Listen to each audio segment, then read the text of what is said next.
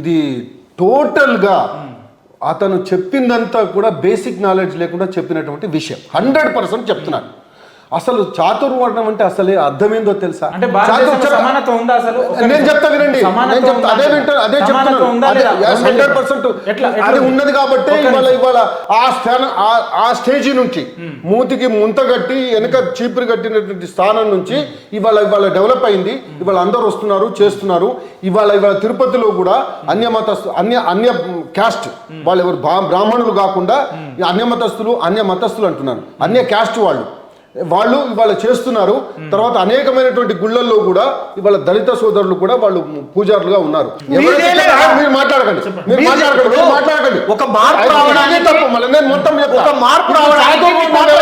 అసలు వాళ్ళకి తెలియదు విషయం చెప్తున్నా. ఇవాళ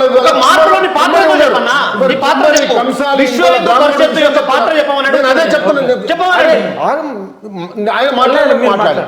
ఇవాళ బ్రాహ్మడు అని అంటున్నాడు కదా, అసలు బ్రాహ్మడు అంటే అర్థమైందో తెలుసా? బ్రాహ్మడు అంటే బ్రహ్మత్వం కలిగినటువంటి వాడు అని అర్థం.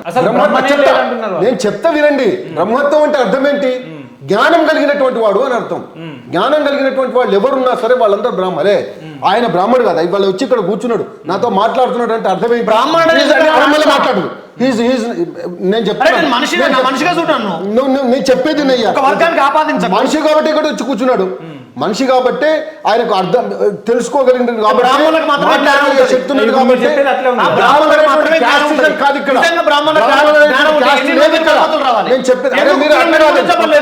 ఎందుకు పేదరికం ఉన్నది ఈ దేశంలో? ఎందుకు అంటరానితనం కొనసాగుతున్నది? చెప్తున్నా కదా సమాజానికి. ఇవాళ రెడ్లు వ్యవసాయం చేయాలంటారు. ఇవాళ ఎవరైతే వైశ్యులు అన్నాడు ఆయన, వైశ్యులు ఒక్కరే ఇవాళ బిజినెస్ చేస్తున్నారా? ఆగండి మీరు దయచేసి. అది మారింది అని అన్నాడు. ఎట్లా మారింది మరి? మార్పు ఎట్లా వచ్చింది? మా తాత్వికులు పోరాటం చేశారు, మా తాత ముత్తాతలు పోరాటం చేశారు, అర్థమైంది. మార్పు వచ్చిందని ఒప్పుకుంటున్నాడు. నువ్వు ఒప్పుకుంటున్నాడు. మార్పు ఎవరి వల్ల వచ్చిందని నేను చెప్తున్నా. పోరాటాలు కాదు, మీలాంటి వాళ్ళు ధ్వంసం చేస్తున్నారు. మాలాంటి వాళ్ళేమో దాన్ని సమసమాజంగా చేయాలనేటువంటి ఉద్దేశంతో, అందరు సమానంగా ఉండాలనే ఉద్దేశంతో, అందరికీ పంచాలి అనేటువంటి ఉద్దేశంతో మేం చేస్తున్నాం కాబట్టి ఇటువంటి వాళ్ళు మనగలుగుతున్నారు. ఒక విషయం చెప్తా, నేను అదే విషయం చెప్తా. ఇవాళ అదే కనుక లేకపోతే బమిలియన్ బుద్ధ విగ్రహాలు ఎట్లయితే పగలగొట్టిండ్రో ఎక్కడ ఆఫ్ఘనిస్తాన్ లో, ఆ బమిలియన్ బుద్ధ విగ్రహాల లాగా ఇక్కడ అన్ని పగలగొట్టు. ఇంతకుముందు చేసింది దేశ చరిత్ర చూసిన బ్రహ్మాండంగా మనగలుగుతున్నారు. అంటే ఇవాళ భారతదేశానికి అగెనెస్ట్ గా కూడా మాట్లాడి ఇవాళ భారతదేశానికి తుకుడే గ్యాంగ్ ఉన్నది కదా, అటువంటి వాళ్ళు కూడా ఇవాళ భారతదేశంలో మనగలుగుతున్నారు. వాళ్ళు ధైర్యంగా మాట్లాడుతున్నారంటే సనాతన ధర్మం ఉండబట్టే వాళ్ళు మాట్లాడగలుగుతున్నారు. లేకపోతే అదే ఆఫ్ఘనిస్తాన్లోనో, అదే ఇరాక్లోనో, అదే ఐసిస్ ఏది దాంట్లోనో కనుక మాట్లాడితే వాళ్ళని వెంటనే ఉరిదీసి పడేసేవాళ్ళు. వీళ్ళు ఒక్క నిమిషం కూడా ఉంచబోయేవాళ్ళు. ఇవాళ ముప్పాల రంగనాయకమ్మ చెప్తున్నాను, రామాయణ విశ్వక్షణ రాశి కూడా ఆమె బతికుంది. ఇవాళ వీడు సనాతన ధర్మం అని గౌరీ లంకేష్ ఎందుకు బతకలేదు? గోవింద్ పన్సార్ ఎందుకు బతకలేదు? పురోహిత్ ఎందుకు బతకలేదు? తర్వాత ఎవరు చంపారు పురోహితులు? మీరే చంపిండ్రు. మీరే చంపిండ్రు. అబద్ధాల పునాది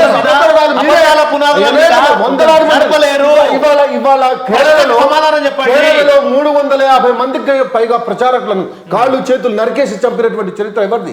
మొన్న ఎవరు ప్రచారకులు? ఏ ప్రచారకులు? మంచి చేసే ప్రచారకులు, మీరు మంచి చెప్పే ప్రచారం. 100 మందిని చంపారు. ఇప్పుడు మాట్లాడు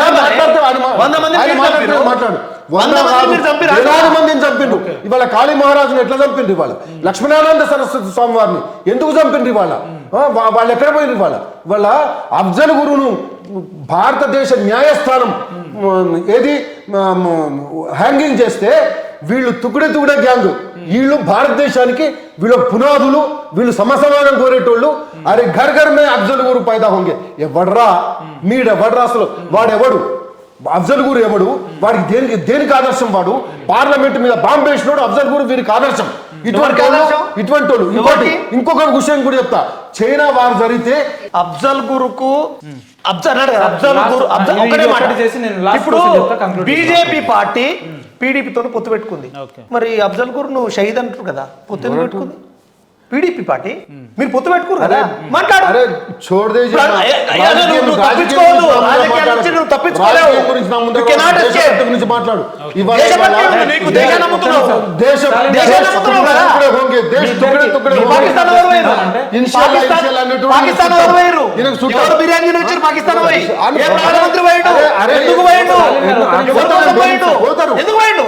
శత్రుదేశం అంటున్నావు కదా. అఖండ భారత్ అంటే నిజంగా నీకు అఖండ భారత్ పట్ల ఉంటే పాకిస్తాన్ నీలో భాగం కదా, ఆఫ్ఘనిస్తాన్ నీలో భాగం కదా, నేపాల్ నీలో భాగం కదా, అవును కదా? మరి ఎందుకు వ్యతిరేకిస్తున్నారు? ప్రపంచం అంతా మనదే అని ఎందుకంటే అవన్నీ ఇచ్చిందేవారు వాళ్ళకి. అసలు ఈ సమాజంలో భారతదేశంలో సనాతన ధర్మం, అధునాతన ధర్మం ఇవి తప్ప వేరే సమస్యలు ఏమి లేవా? ఉంటే దానికి పరిష్కారం ఏంటి మీరు చెప్పండి, దాని తర్వాత మీరు చెప్పండి. సనాతన ధర్మం భారతదేశంలో ప్రరిడవిల్లుతున్నది కాబట్టే కుహనా సెక్యులరిస్టులు, కుహనా రాజకీయ నాయకులు, కుహనా దేశ ద్రోహులు ఇక్కడ బ్రతుకుతున్నారు, ఇంకా వాళ్ళు మనగలుగుతున్నారు. ఒకవేళ గనుక అదే గనుక ఏది సనాతన ధర్మం గనుక భారతదేశంలో లేకపోతే వీళ్ళ గతి సిరియాలో జరిగినట్టుగా, ఆఫ్ఘనిస్తాన్లో జరిగినట్టుగా, పాకిస్తాన్లో జరిగినట్టుగా వీళ్ళ గతి అట్లుంటుంది. అది సనాతన ధర్మం యొక్క విలువ. సనాతన ధర్మం చూపేటువంటి ఒక మంచి సుహృద్భావ పూర్వకమైనటువంటి వాతావరణము. అది లేకపోతే వీళ్ళు లేరు, అది గుర్తుపెట్టు. స్టాలిన్ గారు సనాతన ధర్మంలో ఇబ్బందులు, వాటి పరిష్కారాలు ఒకటే నిమిషంలో. సనాతన ధర్మం అనేది కుల వ్యవస్థను పెంచి పోషిస్తుంది. దాని కులాన్ని నిర్మూలించాల్సిన బాధ్యత ఈ సమాజం మీద, అందరి మీద ఉన్నది. అందులో భాగంగానే సామాజిక కార్యకర్తలుగా అనేక మార్పులు ఈ సమాజంలో తీసుకురావడానికి పెద్ద ఎత్తున తాత్వికులు పోరాటం చేసిండ్రు, కుల నిర్మూలించడానికి పోరాటం చేసిండ్రు, సమానత్వం వైపు పోరాటం చేసిండ్రు, భూములను పంచే వైపు పోరాటం చేసిండ్రు. బుద్ధుడి కాలం నుంచి కూడా పురోహిత వర్గము చేస్తున్నట్టు దుర్మార్గాల మీద ఎత్తి చూపిండు. గోవులను హింసిద్దని చెప్పిండు. చంపడం వల్ల వ్యవసాయం కుంటుపడుతుందని చెప్పిండు. యజ్ఞ యాగాల పేరు మీద 1000 టన్నుల 1000 టన్నుల తీసుకుపోయి నెయ్యిని తీసుకుపోయి అక్కడ పోస్తా ఉన్నారు, పాలను తీసుకుపోయి నీళ్లు ఆ కింద పోస్తా ఉన్నారు. కనీసం ఇవాళ పౌష్టికార లోపంతో పిల్లలు బాధపడతా ఉన్నారు. వాళ్ళకి ఏమని అడుగుతా ఉన్నారు? 100% సనాతన ధర్మం అనేది కుల వ్యవస్థను పెంచి పోషిస్తుంది కాబట్టి కులాన్ని నిర్మూలించాలి. సనాతన ధర్మాన్ని నిర్మూలించడం మాత్రం ద్వారానే ఈ సమాజంలో అన్ని వర్గాలకు సమానత్వం వైపు పోయే అవకాశము ఉన్నది. Right sir, thank you. మీరు చెప్పండి. సనాతన ధర్మము ఉన్నది కాబట్టే ఈ కుల వ్యవస్థలు లేవు, కుల వ్యవస్థలు రూపుమాపిపోతున్నాయి. దాంట్లో కుల వ్యవస్థ అనేటువంటిది సనాతన ధర్మంలో లేదు. అది నేర్చుకోవాలి, అది తెలుసుకోవాలి, తెలుసుకోకుండా మాట్లాడకూడదు. నెంబర్ 1. నెంబర్ 2, ఇవాళ సనాతన ధర్మము ఏదైతే పరిఢవిల్లుతున్నదో భారతదేశంలో, ఆ సనాతన ధర్మ మూలాలే ఈరోజు మన యొక్క చరిత్రను భవ్యంగా తీసుకొస్తున్నవి. కాబట్టి ఇవి గుర్తుంచుకొని మెరగవలసినటువంటి అవసరం ఈ యొక్క భారతదేశ ప్రతి పౌరునికి కూడా ఉంది. సనాతన ధర్మం లేకపోతే వాళ్ళు ఉండరు. ప్రపంచ వ్యాప్తంగా ఇవాళ కులం లేదు, అది గుర్తుపెట్టుకోండి. సనాతన ధర్మంలో కులం రాలేదు, ఎప్పుడైనా గుర్తుపెట్టుకోండి.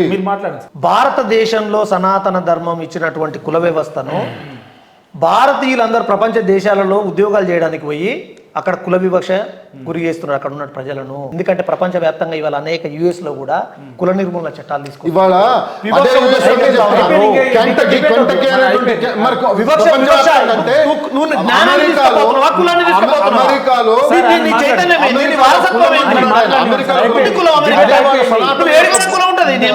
సనాతనమైనటువంటి దాన్ని వాళ్ళ పండుగగా వాళ్ళు చేసుకుంటున్నారు. కంటకి అనేటువంటి సనాతనం అంటే కులమే. కలిసి చేసుకుంటున్నారు. అమెరికాలో చేసుకున్నారు, ఇక్కడ కాదండి. అమెరికాలో చేసుకున్నారు. అమెరికాలో టెంపుల్ కడుతున్నారు. ఇప్పుడు కుల వ్యవస్థను పెంచి పోషించారు. కుల వ్యవస్థ టెంపుల్ కలిస్తే చట్టాలు చేస్తారు. మీ విలువైన సమయాన్ని మాతో కేటాయించినందుకు మీకు ప్రత్యేక ధన్యవాదాలు సార్. Thank you. ఓకే.